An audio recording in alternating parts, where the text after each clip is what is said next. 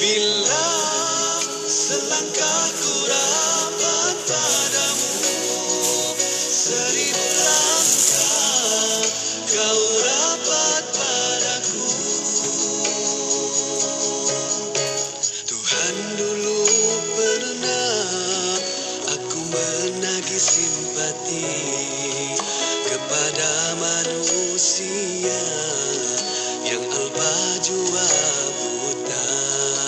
Lalu terhiritlah aku di lorong gelisah, luka hati yang berdarah kini jadi kian parah. Tuhan, dosaku menggunung tinggi, tapi rahmat-Mu melangit luas. Harga selautan syukurku hanyalah setitis nikmat-Mu di bumi. Bila selangkah ku rapat padamu, 1000 langkah kau rapat padaku.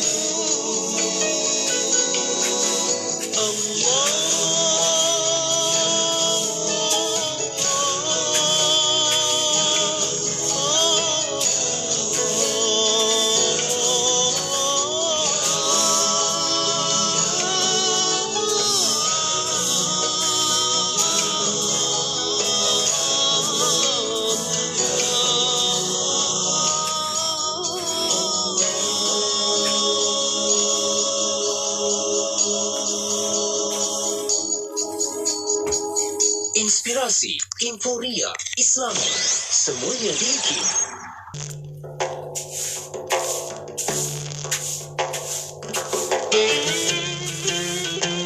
An Ubadah bin Samit radhiyallahu anhu عن النبي صلى الله عليه وسلم قال: ليس من أمتي من لم يجل كبيرنا ويرحم صغيرنا ويعرف لعالمنا حقه. Daripada Ubadah bin Samit radhiyallahu anhu, Nabi sallallahu alaihi wasallam bersabda, bukanlah daripada kalangan umatku orang yang tidak menghormati golongan yang lebih tua, tidak mengasihani golongan yang lebih muda, dan tidak mengetahui haknya terhadap golongan berilmu. Riwayat Ahmad dan At-Tabrani. Selami ilmu untuk kehidupan kita seharian bersama Nur Hayati Paradi di Aspirasi 10 hingga 1. IKIM, Inspirasi Inforia Islami. Inspirasi Inforia Islami tentunya hanya di Radio Institut Kefahaman Islam Malaysia. Dah berselawat ke belum sahabat-sahabat pendengar? Hari ini hari Jumaat, jom kita memperbanyakkan selawat ke atas junjungan besar Nabi Muhammad sallallahu alaihi wasallam. Allahumma salli ala sayyidina Muhammad. Alhamdulillah, waktu ini masih lagi bersama Yati untuk jam kedua Aspirasi 11 edisi Jumaat hari ini 5 Ogos 2022, dan telah bersama-sama kita ikuti perkongsian tarbiyah sebentar tadi dengan tajuk Ketika Kau Ingin Dicintai Allah bersama dengan Ustazah Nazira Abu Bakar. Masya-Allah, banyak sangat poin-poin penting yang Ustazah titipkan kepada kita. Mudah-mudahan dipermudahkan oleh Allah SWT untuk kita melakukan dan juga mengamalkan apa yang telah pun dikongsikan oleh Ustazah sebentar tadi untuk kita meraih cinta Allah Subhanahu Wa Taala, insya-Allah. Jadi untuk rakan-rakan pendengar mana yang terlepas dengar tu, anda boleh saja ikuti perkongsian siaran ulangannya pada pukul 11 malam hari Sabtu, ataupun pergi kembali ke FB IKIM FM, YouTube channel IKIM, ataupun di FB Nur Hayati Paradi juga telah pun dikongsikan videonya untuk anda tonton kembali.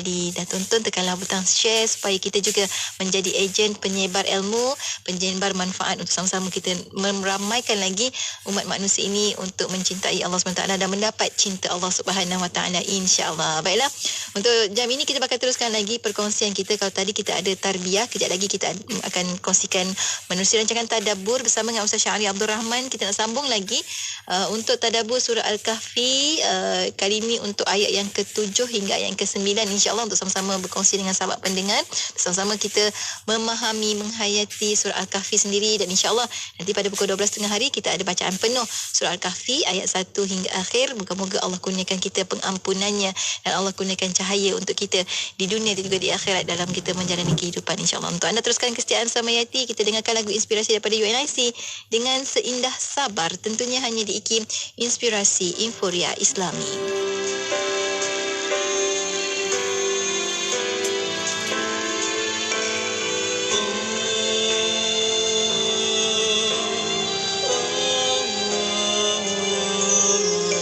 Seringkali kita tertanya, mengapakah kita diuji? Silih ganti, tak berhenti, kadangkala tak terdaya.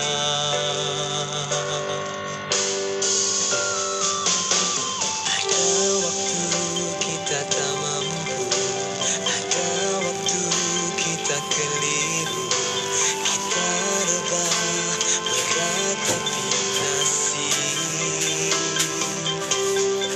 Bangkitkan semula harapan kepadanya.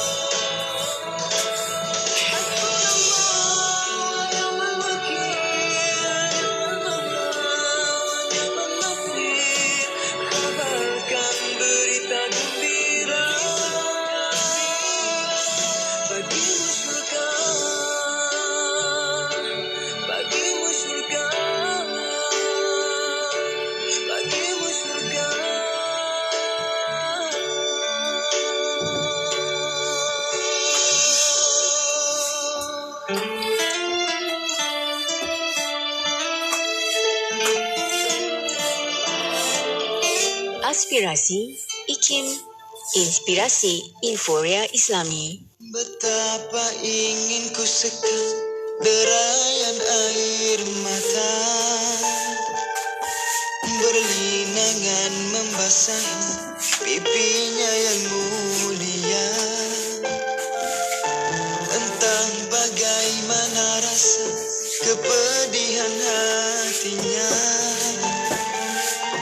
saat mendekap dirimu dingin tak bernyawa. Tak dapat ku membayangkan hatinya yang sunyi, melalui hari tanpa ku di sisi. Waktu berlalu perlahan, turut kesedihan.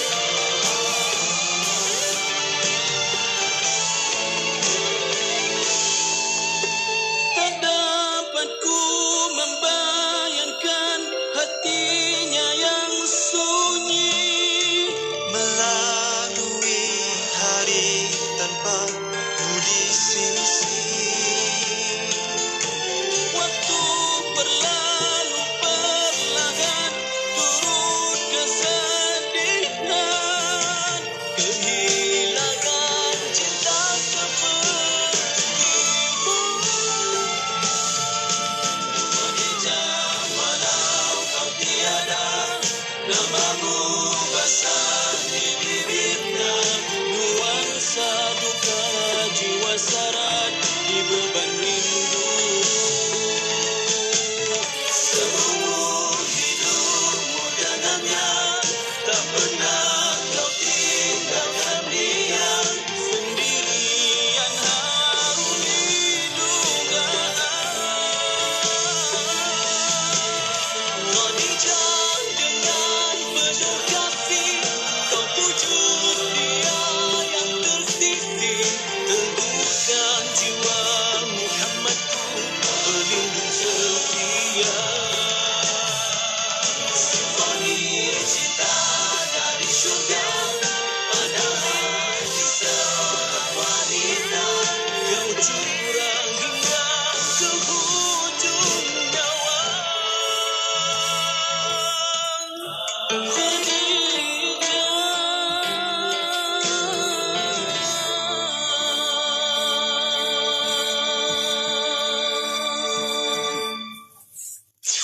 Carta Nasyid IKIM. Bersama saya, Irwan Johari, setiap Sabtu 10 pagi dan ulangannya setiap Ahad 9 malam menampilkan lagu-lagu popular, lagu terbaik dan info-info terkini artis nasyid kesayangan anda. Jangan lupa teruskan mengundi di www.ikim.my/Carta Nasyid IKIM. Semestinya di IKIM, inspirasi Emporia Islami. Siti, kamu ni kejap solat, kejap tak. Jangan buat main-main, Siti. Sibuk, Mak. Masa terhad sikit. Manakah nak rehat untuk makan lagi? Nak cuci makeup sebelum solat lagi? Dah tahu masa tu terhad. Carilah sesuatu yang memudahkan. Kamu tengok Sisa tu. Sempat aja dia nak bersih dan tanggalkan makeup sebelum wuduk. Dia pakai Hot Set Kosmetik Nuraisa, Mak. Nuraisa Kosmetik mesra wuduk tu? Habis tu, kenapa kamu tak pakai Hot Set Kosmetik Nuraisa juga? Nuraisa kan kosmetik mesra wuduk. Tawaran menarik. Radio IKIM membuka ruang dan peluang kepada para penaja untuk memperkenalkan produk dan perkhidmatan kepada lebih 1 juta pendengar seluruh Malaysia. Jom tingkatkan penjenamaan syarikat anda melalui pengisian rancangan menarik bersama tawaran iklan percuma sepanjang tahun. Rebut peluang ini dan nikmati pelbagai faedah penajaan yang sangat berbaloi. Hubungi 017-345-2564 atau 012-686-9236. Kami sedia membantu anda. Miri 104.0 FM. Dengarkan ilmu-ilmu yang bermanfaat bersama Nur Hayati Paradi di Aspirasi 101. IKIM, inspirasi Emporia Islami. Selawat dan salam buat Rasul junjungan Nabi Muhammad SAW. Kembali bersiaran menerusi IKIM, Inspirasi Emporia Islami. Hari ini bersama menerusi rancangan Tadabbur bersama dengan sahabat pendengar, tak lain tak bukan. Untuk bersama dengan sahabat-sahabat kita ada Ustaz Syahri Abdul Rahman dan pun bersedia di hujung talian saat ini. Assalamualaikum Ustaz. Waalaikumsalam warahmatullahi wabarakatuh. Masya Allah, terima kasih banyak Ustaz kerana sudi untuk bersama kami lagi berkongsi Sama-sama, kita. Puan Yati. Dan ada yang tanya Ustaz kan, kata kenapa surah sekarang Tadabbur tak ada baca Al-Quran awal. Kita ada sebenarnya untuk kita kali ini kita bawakan dah untuk siri ketiga surah Al-Kahfi, dan insya-Allah selepas ini jam 12 tengah hari kita ada bacaan surah Al-Kahfi ayat 1 hingga ayat 110 secara lengkap kita bawakan di Radio IKIM insya-Allah. Dan kali ini kita dengarkan tadabburnya terlebih dahulu supaya kita dengar nanti surah Al-Kahfi kita dah faham lebih menghayati insya-Allah. Dan kali ini untuk siri yang ketiga kita bawakan surah Al-Kahfi ayat ke-7, ayat 7 hingga ayat 9 Ustaz. Awalan ini sedikit mukadimah lah untuk pertemuan kita. Silakan Ustaz. Terima kasih Puan Nur Hayati Paradi, penerbit untuk segmen Tadabbur. Saya ucapkan Assalamualaikum warahmatullahi wabarakatuh kepada semua yang mendengar dengan penuh setia di Radio IKIM, kepada yang juga menonton di Facebook. Alhamdulillahirrabbilalamin. Wassalatu wassalamu ala rasulillah wa ala alihi wa sahbihi wa barik wa sallim. Pada pagi Jumaat yang diberkati di tahun baru 1444 Hijrah, pada hari ini kita akan memilih seterusnya 3 ayat selepas 2 siri kita bersama dengan 6 ayat pertama surah Al-Kahfi. Mudah-mudahan semua tetamu-tetamu majlis Al-Quran pada pagi ini telah membaca sekurang-kurangnya 10 ayat yang pertama daripada surah Al-Kahfi. Hari ini kita nak fokus kepada ayat yang ke-7, yang ke-8 dan yang ke-9. A'udzubillahi minasyaitanirrajim. Kita lihat dahulu ayat yang ke-7. Inna ja'alna ma 'alal ardi zinatan laha linabluwahum ayyuhum ahsanu 'amala. Sesungguhnya kami telah menjadikan apa yang ada di muka bumi sebagai perhiasan baginya untuk kami menguji mereka siapakah antara mereka yang terbaik amalannya. Kita lihat pula pada ayat yang ke-8, wa inna laja'iluna ma 'alaiha sa'idan juruza.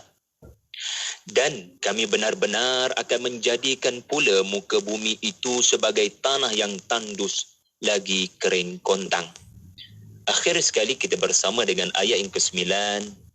Am hasibta anna ashabal kahfi war raqim kanu min ayatina ajaba. Apakah engkau mengira bahawa orang yang telah tinggal di dalam gua itu dan mempunyai ar-raqim itu termasuk di antara satu-satunya tanda-tanda kebesaran kami menakjubkan? Alhamdulillah, itulah 3 ayat yang kita nak fikir sama-sama, faham tafsirannya sama-sama dan berkongsi tadabbur sama-sama. Saya telah menghasilkan lebih kurang 5 pengajaran, paling kurang 5 pengajaran. Yang ke-6, yang ke-7, yang ke-8, yang seterusnya tu tuan-tuan puan-puan bolehlah bersembang dengan anak-anak, bersembang dengan pasangan untuk menambah pengajarannya. Ada 5 key daripada ketiga-tiga ayat ini. Kita fokus terlebih dahulu kepada key yang pertama, iaitulah kemarahan itu menjarakkan dakwah. Boleh menyebabkan orang tidak mahu mendekati dakwah. Sebab apa? Sebab Allah Ta'ala tidak mahu Nabi ini berdakwah sallallahu alaihi wasallam dengan marah-marah. Dan Nabi tidak pernah marah-marah dalam bentuk tengking, herdik dan jauh sekali sindir menyindir. Nabi dakwahnya adalah kasih sayang. Kita telah perhatikan pada minggu lepas ayat yang ke-6 di mana Nabi ditenangkan oleh Allah. Bertenang Rasulullah. Mereka menentang Al-Quran, mereka melawan dakwah kamu, mereka tutup telinga depan mata kamu. Memang menyakitkan hati, tapi bertenang. Jangan sekali-kali bercakap dalam keadaan marah ataupun emosional. Bertenang wahai Rasulullah, fala'allaka bakhi'un nafsaka ala atharihim. Mereka tak nak beriman, calm down, take it easy. Sebab apa? Ini yang menarik. Allah sebut sebab apa mereka menentang. Kebanyakan kita akan mula marah bila seseorang itu tidak berubah sebagaimana kita mahu. Lalu kita berfikir yang bukan-bukan sehingga kita lebih cenderung menyalahkan mad'u. Tetapi Allah memberikan kepada Nabi ubat penenang, iaitulah dengan memberitahu Nabi, mereka ni menentang dakwah kamu sebab mereka itu terganggu. Mereka tak boleh beri perhatian kepada dakwah kamu kerana mereka diganggu dengan attraction, dengan begitu banyak daya penarik magnet zinah. Perhiasan biasa di atas muka bumi menarik perhatian mereka, so that mereka tidak fokus kepada apa yang kamu sampaikan. So take it easy. Mereka seolah-olah ataupun seumpama kita bagi metafora macam inilah, mudah faham Puan Yati. Kita bawa anak kita pergi Taman Tasik Titiwangsa lah contohnya. Kita pegang anak kita 3 orang tu elok-elok, yang paling kecil umur 4 tahun. Ya, tiba-tiba hilang daripada kita punya tangan. Gimana budak ni? Rupa-rupanya dia pergi kepada satu motor jual aiskrim. Ya Allah, dia pergi dekat aiskrim tu, rupanya mujurlah jumpa balik anak aku. Jadi kita tak adalah nak marah sangat. Farahi, lain kali kalau nak aiskrim cakap, jangan pergi macam tu saja sampai hilang daripada radar Abi dan Uminya. Kita tak marah sangat sebab kalau nak salahkan pun kita salahkan aiskrim tu. Kita tak salahkan kita punya anak. Sebab anak kita tertarik, distracted dengan aiskrim tu. Tetapi kalau anak kita sengaja menghilangkan diri sebab tak suka ayah, tak suka mama, masa ni kita memang marah lah, kau ni kenapa? Tiba-tiba menghilangkan diri, menyepi di satu lokasi tanpa sebarang sebab. Maksud tu kita marah. So apa yang saya cuba nak jelaskan pada tuan-tuan, ayat 6 dan ayat 7 ni nak katanya cause and effect. Efeknya adalah mereka tak beri perhatian pada dakwah. Puncanya apa? Real problemnya apa? So take it easy. Mereka sedang, orang-orang kafir Quraisy ini sedang tertarik dengan quote-in-quote aiskrim yang dijual tu. Mereka tertarik kepada zinatallah. Begitu banyak perhiasan-perhiasan dunia.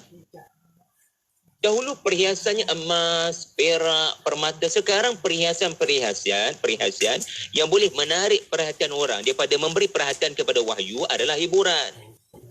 Hiburan yang ada pelbagai bentuk. Media sosial dengan pelbagai algoritmnya menyebabkan orang tidak beri perhatian. So it's okay. Kamu hanya perlu baiki cara kamu menyampaikan. Kamu hanya perlu menambah cara menarik perhatian mereka. Dengan cara Allah akan didik kamu. InsyaAllah akan menyebabkan mereka memberi perhatian. Isunya bukan Allah nak didik Nabi. Jangan cepat marah dan cepat menyalahkan mereka. Kononnya mereka ini memang telah benar-benar buat keputusan untuk menentang kamu. No, kemungkinan mereka ada banyak cerita-cerita belakang tabir yang kamu tak tahu. Yang menyebabkan mereka tak boleh. Masa ni diorang tak boleh bagi perhatian pada kelas kamu tengah duk mengajar tu. Tak apalah, hari ni diorang tak datang. Tapi esok siapa tahu diorang datang kelas kamu. Hari ni mungkin ada faktor-faktor tertentu menyebabkan diorang tak datang. So itu menarik tentang ayat yang ke-7. Kenapa Allah bercakap pasal bumi ni ada banyak daya penarik. Dunia ni ada banyak attraction. Dan ayat sebelumnya cerita pasal mereka tidak pay attention kepada dakwah Nabi. Itu K nombor 1. K nombor 2. Kebatilan pasti akan musnah. Nerabah ke tanah. Apa? Menarik ya? Sama juga ayat yang ke-6 sebelum ni. Ya, fala'allaka baqi'un nafsaka ala atharihim illam yu'minu bihadzal hadithi asafa. Jadi ayat sebelumnya ada menceritakan tentang orang yang terus menerus tidak mahu beriman dengan al-hadith. Tak nak beriman dengan Al-Quran. Menentang Nabi habis-habisan. Itu ayat 6. Ayat 7, muka bumi ni akan sampai satu tahap musnah. Ayat 7 maafkan saya. Ayat 8. Wa inna laja'iluna ma 'alaiha sa'idan jurza. Bumi yang cantik tadi tu, yang ada zinah tadi tu, yang ramai orang tertarik itu, Allah sebut kesudahannya. Penghujung cerita dunia ini adalah sa'idan juruza. Okey, sebut ramai-ramai. Sa'idan juruza. Ia akan reput, ia akan kering, kontang, tandus, tidak ada sebarang tumbuh-tumbuhan. Allah Ta'ala nak kata, ya, mudah-mudahan bumi yang menarik ni akan datang satu masa akan berlaku padanya kemusnahan, yakni kiamat. Akan menuju expired date-nya, akan menuju tarikh matinya. Jadi kenapa Allah bercakap pasal bumi ni akan musnah satu hari nanti? Tidak lagi cantik, sa'idan juruza. Kerana ayat sebelumnya Allah cerita pasal orang kafir yang menentang ini, mereka juga akan musnah. Mereka juga akan hilang daya penarik. Mereka juga akan rebah ke tanah. Maksudnya apa? Orang-orang yang menyembah segala perhiasan yang ada di bumi. Orang-orang yang popular di sana sini kerana menjadi pujaan ramai orang. Mereka dilihat sebagai orang-orang berpengaruh di atas bumi. Sedangkan mereka ini sebenarnya tanpa disedari menyembah, ya, hawa nafsu dan menjadikan apa di atas bumi sebagai matlamat kehidupan. Mereka putuskan hubungan dengan akhirat. Inilah orang yang tidak mahu beriman dengan Al-Quran. Mereka mungkin zina. Mereka mendapat perhatian ramai orang. Mereka mungkin berpengaruh. Jangan risau wahai Rasulullah. Nasib orang yang menyembah bumi ini adalah nasib bumi itu sendiri.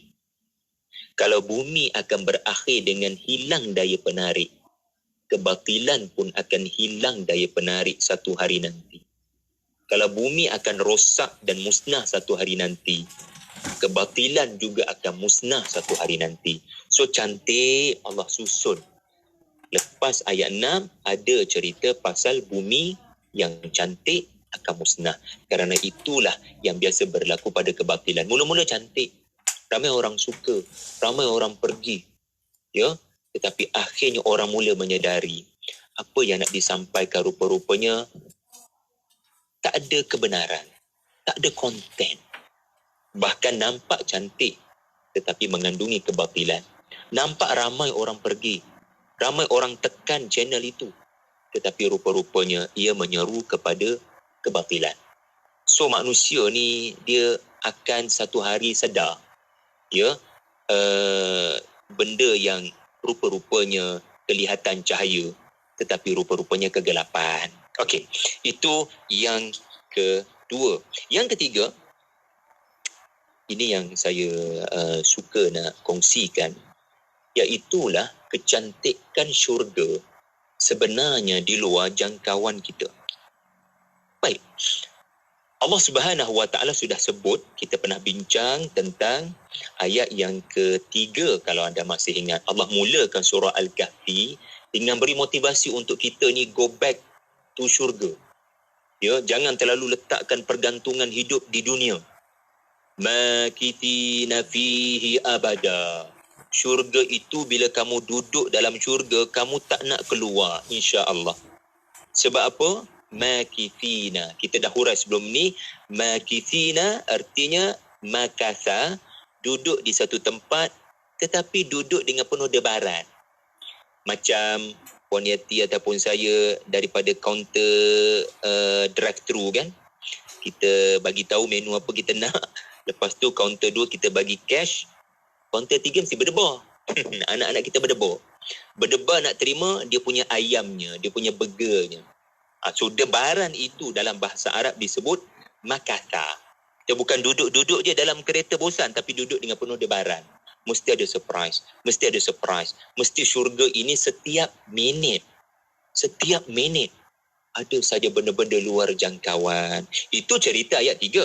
Apa yang menarik perhatian saya adalah Allah menyebut pada ayat yang ke-7 ini, dunia pun Allah buat cantik. Dunia ni pun Allah buat cantik.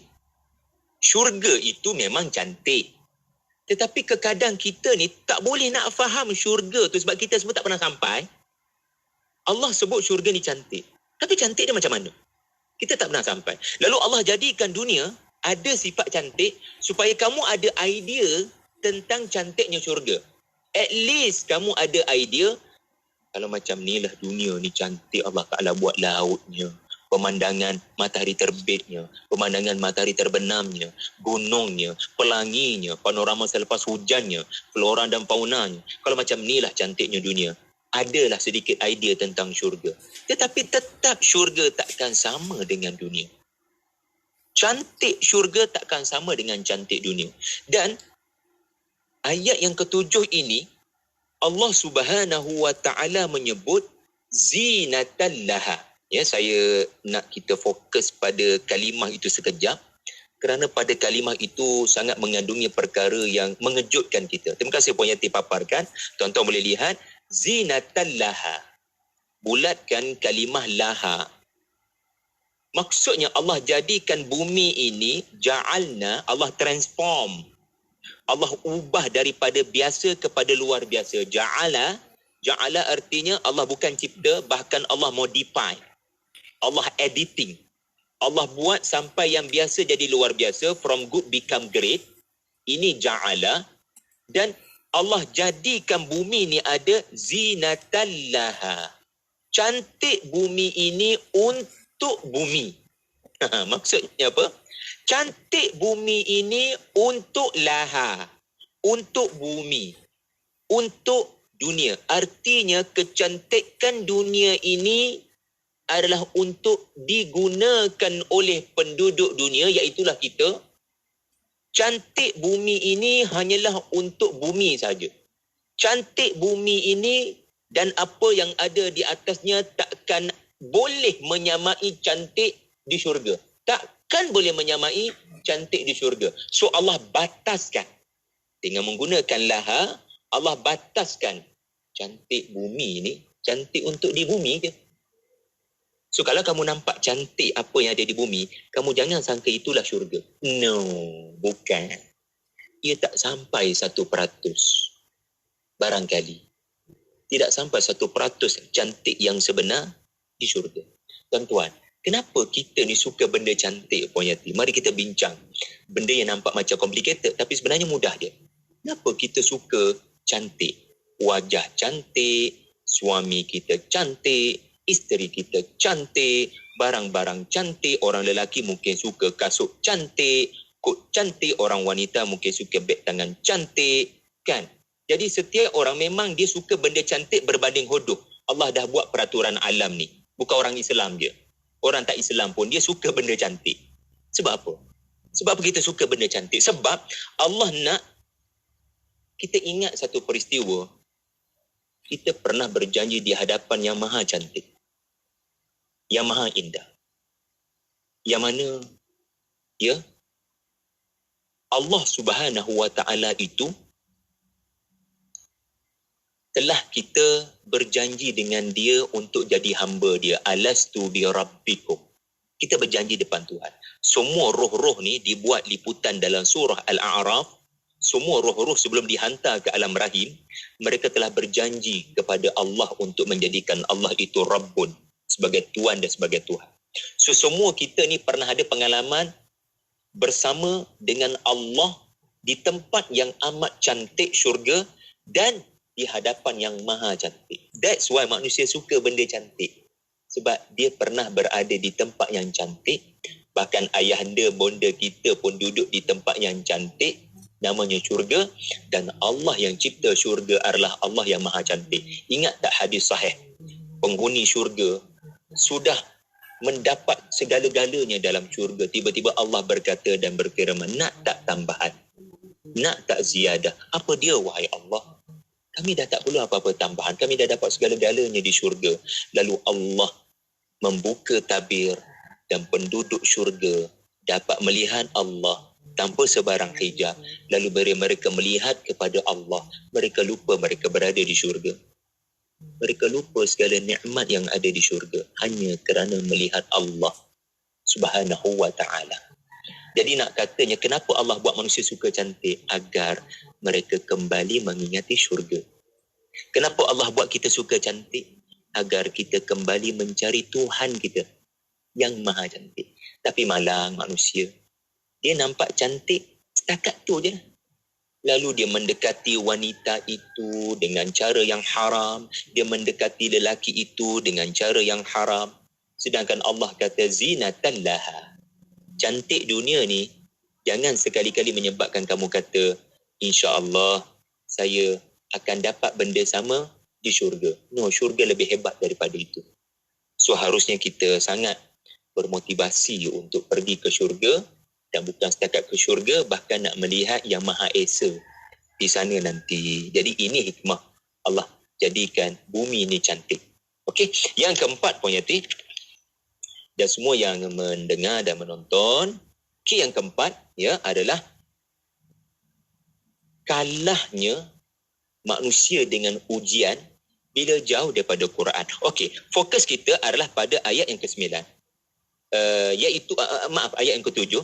Allah menyebut liyabluwahum ayyuhum ahsanu amala. Aku buat bumi ni cantik, aku buat dunia ni penuh dengan daya tarikan sebenarnya nak uji. Aku uji kamu siapa yang boleh memilih untuk perelokkan amalannya pada cara yang terbaik. Tuan-tuan, 10 ayat pertama surah Al-Kahfi bermula dengan cerita Al-Quran. Kemudian 10 ayat terakhir ni Allah tunjukkan macam mana cerita tentang orang-orang yang terpedaya dengan daya penarik yang ada di muka bumi. Jadi apa yang kita fahami daripada ayat ini? Bila makin jauh kita daripada Quran, kita sebenarnya sedang diuji dengan ujian yang makin berat. Sebenarnya, apabila seseorang itu diuji dengan ujian yang berat, liyabluwakum, linabluwahum, ibtila adalah perkataan yang menunjukkan ujian yang berat. Bila peperiksaan itu disebut sebagai peperiksaan yang besar, ujian yang berat makna ramai orang gagal. Ibtila artinya ujian yang ramai orang gagal. Orang tak sedar pun mereka gagal. So ayat yang ke-7 ini memberitahu kita ramai orang gagal dengan ujian daya tarikan di dunia. Ramai orang gagal dan mereka tak sedar mereka gagal. Dan antara punca mereka gagal adalah mereka kerana mereka jauh daripada Quran. Jadi makin jauh kita daripada Quran, sebenarnya kita makin gagal dalam ujian kehidupan. Ingat macam tu Makin jauh kita daripada Quran, sebenarnya kita makin gagal dalam ujian kehidupan. Macam mana kita nak tahu kita gagal? Kalau kita pun tak sedar, kita sedang diuji dalam serba-serbi. Setiap detik dalam hidup kita ni. Ya? Kita nak makan apa? Kita diuji. Kita nak pilih siapa sebagai pemimpin, kita diuji. Kita nak pilih kawan yang macam mana, WhatsApp group yang macam mana, kita sedang diuji. Kita nak tuju ke mana weekend ni, kita diuji. Dengan siapa kita berpasangan, apa kita terap pada anak kita, semuanya diuji. Dan Allah Ta'ala bila sebut lina beluahum, nak katanya ramai orang gagal ketika membuat pilihan. Nak berkawan dengan siapa, nak berimamkan siapa, nak berpasangan dengan siapa, nak cakap apa, ramai orang gagal. Kerana dia jauh daripada Quran. Tetapi orang yang sentiasa dekat dengan Quran, dia sentiasa lulus dalam ujian. Itu dia punya faham terbalik dia. Ya?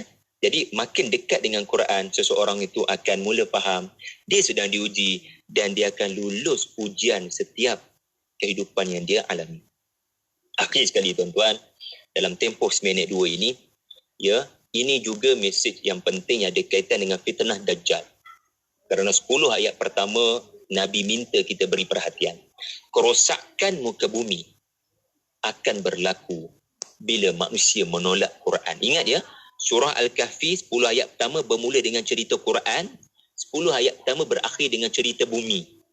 Cerita bumi akan rosak dan cerita pemuda Al-Kahfi yang duduk di dalam bumi yang bernama gua. Gunung yang duduk atas bumi ini dan mereka bersembunyi dalam gua. Jadi, apa kita belajar? Apabila Allah bercakap tentang Sa'i dan Juruza, tuan-tuan, sesiapa yang boleh buat catatan, buatlah catatan. Sa'i dan artinya bumi ataupun suasana yang berhabuk, kering kontang, sudah rosak. Juruzan artinya tak ada jejak, tak ada tapak kaki, orang tak datang, dah tak ada daya penarik. Nak katanya muka bumi sedang mengalami kerosakan.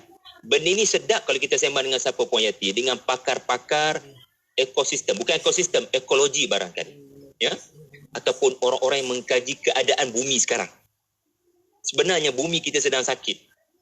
Ya? Bukan sekadar penipisan ozon, bukan sekadar pencairan ais, tetapi kerana liarnya sikap manusia. Bila hujan lebat sahaja, tuan-tuan, kita tengok sedih sungai. Sungai tu boleh nampak sampah sarap manusia buang. Jadi malu kita. Ini negeri, ini negara yang ramai orang Islam. Apa telah kita buat pada alam ini? Jadi, bukan kebetulan Allah bicara pasal Quran, kemudian Allah mengakhiri 10 ayat pertama tentang keadaan muka bumi yang rosak. Kerana manusia, bila mereka meninggalkan wahyu, zaharul fasadu fil barri wal bahr, memang akan melakukan kerosakan. Sebab tu surah Al-Kahfi bermula dengan Quran dan berakhir dengan cerita Zulkarnain. Sebab Zulkarnain dia punya kerja melawan peperangan yang cuba nak dicetuskan oleh Ya'juj dan Ma'juj. Sebab peperangan ni merosakkan muka bumi, merosakkan manusia dan merosakkan muka bumi, bom sana sini, nuklear sana sini. Jadi tuan-tuan puan-puan sekalian, berpegang kuat dengan Al-Quran bermaksud melestarikan alam sekitar. Mengkaji Al-Quran akan menyebabkan kita cinta kehijauan alam. Kita akan jadi orang yang memperjuangkan, orang kata apa, green ni, green eco ni. InsyaAllah. Wallahu a'lam bishawab. Masya Allah. Dari Al-Quran kita bawa kepada bicara alam kalamullah juga, iaitu alam sekitar. Kalamullah juga Ustaz kan. Jadi insya-Allah untuk kita sama-sama lebih mendalami, lebih menghayati surah Al-Kahfi. Terima kasih banyak Ustaz kerana bawakan walaupun hanya 3 ayat tapi ia sangat menyentuh sampai ke kalbu insya-Allah. Yang ujung-ujungnya Ustaz sedikitlah kesimpulan yang boleh kita bawakan buat titipan pesan-pesan untuk sahabat-sahabat kita. Silakan Ustaz. 10 ayat pertama telah kita bicarakan dalam 3 siri surah Al-Kahfi. Kita kena cuba hafal kerana ia boleh membantu kita untuk selamat daripada fitnah Dajjal. Ini bukan ucapan penceramah, ini ucapan Nabi SAW. Barang siapa yang menghafaz, iaitulah menghafal dan memahami. Menghafal dan memahami 10 ayat pertama surah Al-Kahfi, dia akan selamat daripada fitnah Dajjal. Fitnah Dajjal itu boleh berlaku dalam bentuk serangan pemikiran, maka berwaspada daripada kita tidak sedar adanya virus Dajjal ini dalam cara kita berfikir. Wallahualam. Masya Allah. Terima kasih banyak Ustaz. Semoga Allah kurniakan kita cahaya untuk memahami ilmu ini sebaik mungkin. Cahaya Jumaat ini sampai Jumaat akan datang. Mudah-mudahan ini menjadi motivasi Jumaat kita yang terbaik jugalah untuk kita meneruskan kehidupan kita dengan lebih baik dan terpandu insya-Allah. Terima kasih banyak Ustaz untuk perkongsian kali ini. Bertemu lagi minggu depan insya-Allah untuk ayat yang seterusnya. Assalamualaikum Ustaz. Waalaikumsalam warahmatullahi. Dan untuk anda sahabat pendengar, teruskan kesetiaan bersama kami tentunya hanya di IKIM Inspirasi Inforia Islami.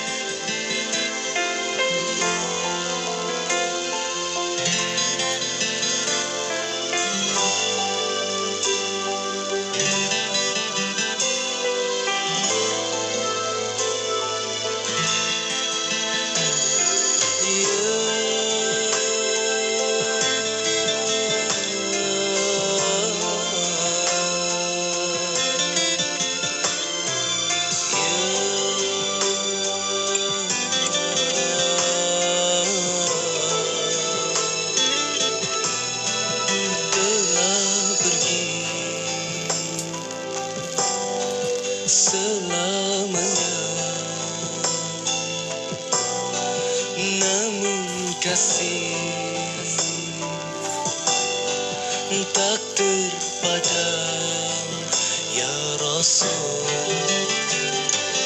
Kau insan mulia, kau insan berjasa pada dunia, kau Rasul pembela agama tercinta telah kau lakukan sebuah dunia penuh indah dan terserah agungmu. Kau insan mulia, kau insan berjasa pada dunia, kau Rasul pembela agama tercinta. Berikan padaku syafaat di hari pertemuan yang abadi, ya Rasulullah. Kau insan mulia, engkau insan berjasa pada dunia, kau Rasul pembela agama, kau insan mulia, kau insan berjasa pada dunia, kau Rasul pembela agama tercinta telah pergi selamanya, namun kasih tak terpadam ya Rasul.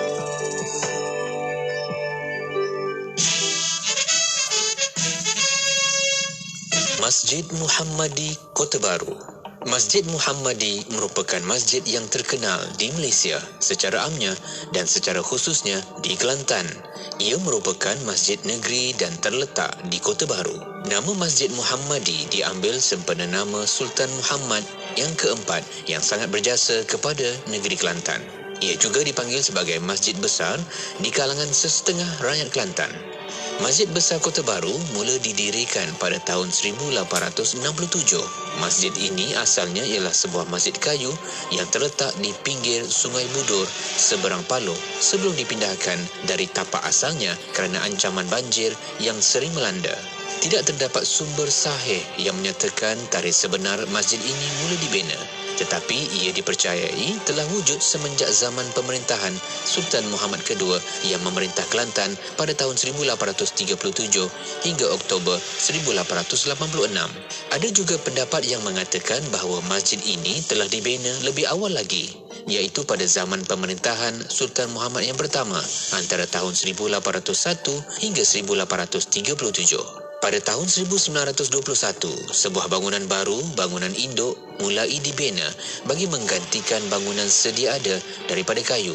Istiadat peletakan batu asas masjid ini telah disempurnakan oleh baginda As-Sultan Ismail ibni almarhum Sultan Muhammad keempat pada 21 hari bulan Ogos 1922. Luas Dewan Sembahyang Masjid baru ini ialah 116 kali 62 kaki, tidak termasuk ruang serambi kiri dan kanan yang masing-masing berukuran lebar 20 kaki. Luas keseluruhan bangunan masjid ini ialah 10,600 kaki persegi serta mempunyai 4 buah menara yang setiap satunya setinggi 70 kaki. Sebuah daripada menara ini berhias 4 buah jam besar yang dapat dilihat dari keempat-empat penjuru masjid ini. Sebanyak RM360,000 telah dibelanjakan oleh Maik bagi membiayai bangunan baru yang dianggarkan dapat menampung seramai 2,400 orang ahli jemaah dalam satu masa. Masjid ini mula dibuka dengan rasminya pada hari Jumaat 31 Julai 1931 oleh baginda Sultan Ismail ibni almarhum Sultan Muhammad keempat. Pada hari tersebut, masjid besar ini telah dimasyhurkan dengan nama baru iaitu Masjid Muhammadi Kota Baru, mengambil sempena nama Sultan Muhammad keempat. Peranan Masjid Muhammadi di dalam penyebaran dan pendidikan Islam di Kelantan amatlah istimewa. Di sinilah beberapa ulama besar negeri Kelantan telah mengajar pelbagai ilmu agama.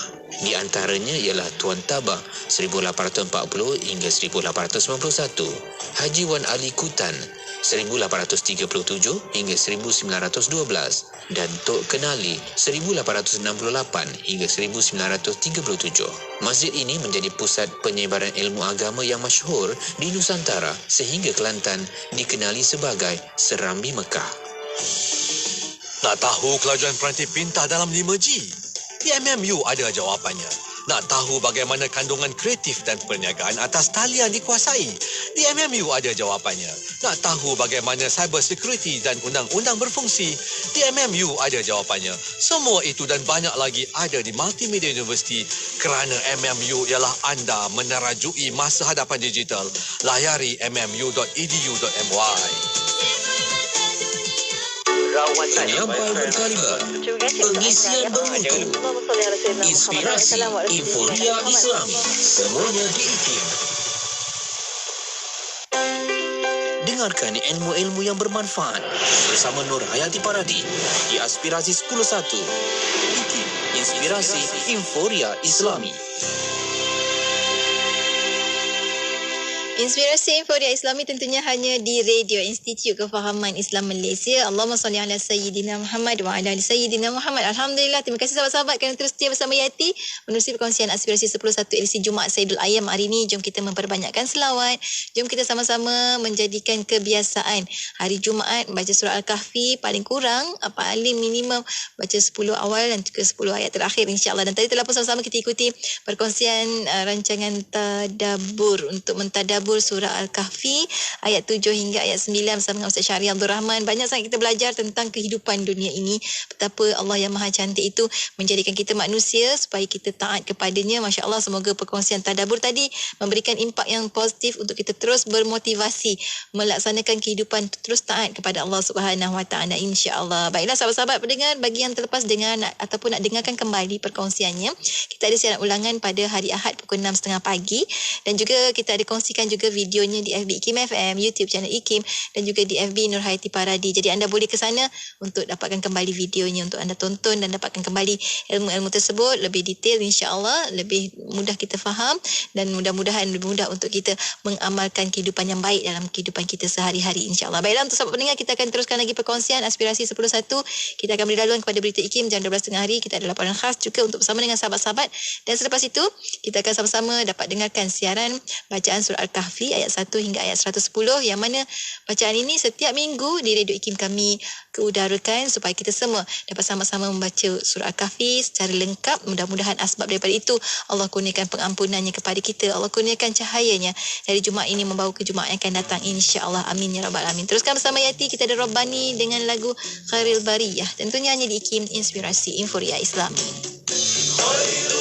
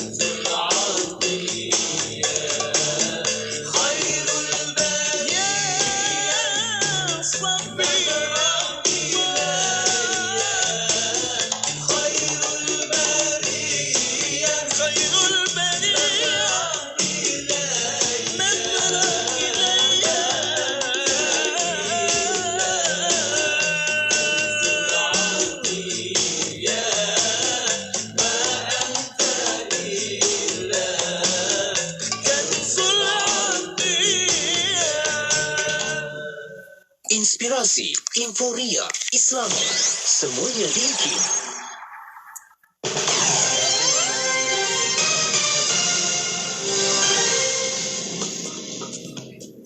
Bismillahirrahmanirrahim. Assalamualaikum warahmatullahi wabarakatuh dan salam sejahtera. Bersama saya Ahmad Nazari Muhammad Yusof dalam berita IKIM 7 Muharram 1444 Hijriah 5 Ogos 2022. Pusat Pengamalan Tarikat An-Naqsyabandiyah Al-Khalidiyah pimpinan Tuan Habib Syah Firdaus Habib Ahmad yang berpusat di Kampung Jawa Labu di Seremban Negeri